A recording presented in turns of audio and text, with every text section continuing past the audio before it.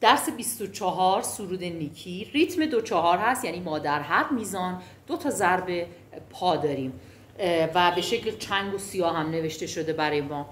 به این شکل با سولفژش میشه سول سول لا سی دو سی لا ره سی سول لا، سکوت، ره ره دو سی لا دو سی لا سی لا سول، سکوت، خط دوم، سول لا سی سول لا لا سی دو دو سول لا، سکوت، ره ره دو سی لا سول لا دو سی لا سول، سکوت.